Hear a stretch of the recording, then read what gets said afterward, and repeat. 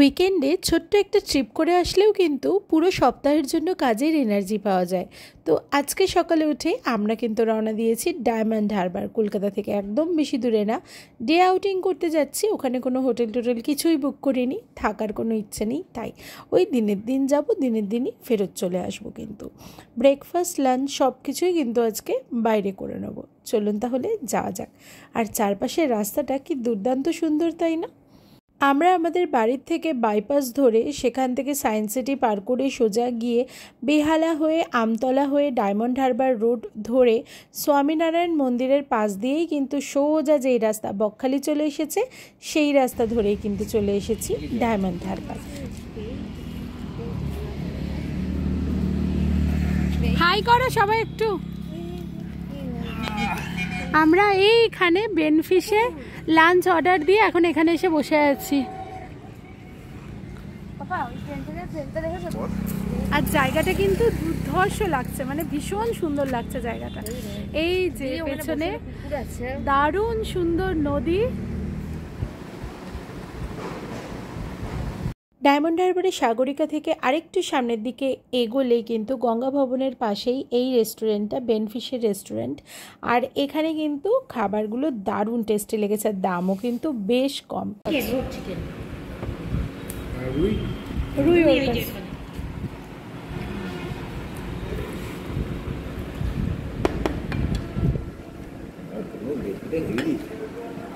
Thank you.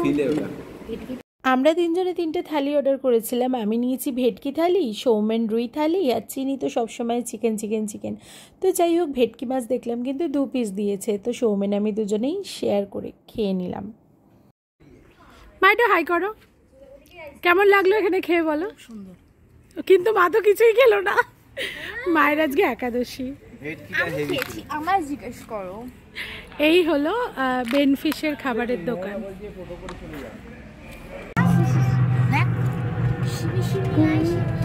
কি লাগছে দেখেছো?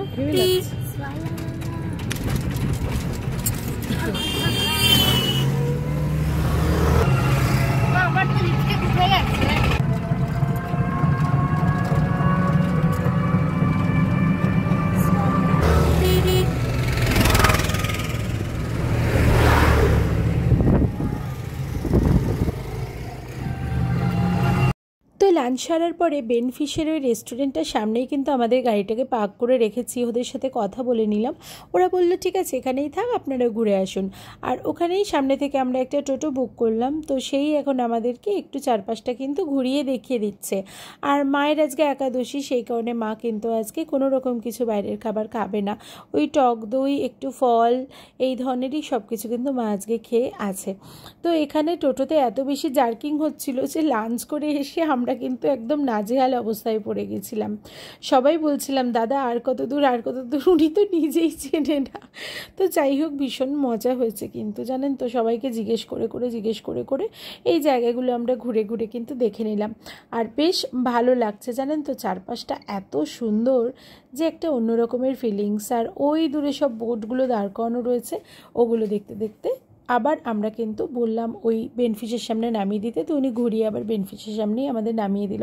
আমরা ওখানে কিছুক্ষণ আবার একটু বসলাম, একটু সূর্যাস্ত দেখলাম সুন্দরভাবে। এই রকম নদীর পাড়ে সূর্যাস্ত দুর্ধর্ষ লাগে দেখতে। তো 1-2 কাপ চাও খেয়ে নিলাম, দিয়ে আবার ফাইনালি বাড়ির পথে কিন্তু আমরা রওনা দিয়ে দিলাম। আবার ওই 1.5-2 ঘন্টার জার্নি, তারপরেই পৌঁছে যাব বাড়িতে। তবে বেশ ভালো লাগলো কিন্তু 1 ডে আউটিং এটা। রাতে থাকার কোনো ব্যাপার নেই, বাড়িতে চলে গিয়ে নিজের বিছানায় আরাম করে ঘুমাও। তো মনে থেকে যাবে, আপনারাও কিন্তু টুক করে এরকম চলে আসতে পারেন একদিনের ডে আউটিংয়ে। দেখতে দেখতে কিন্তু প্রায় বাড়ির সামনে আমরা চলে এসেছি। তো এই যে ফুয়েলটুকু পেলাম, তার জন্য কিন্তু নেক্সট 1 সপ্তাহ আবার মন দিয়ে কাজ করতে পারবো।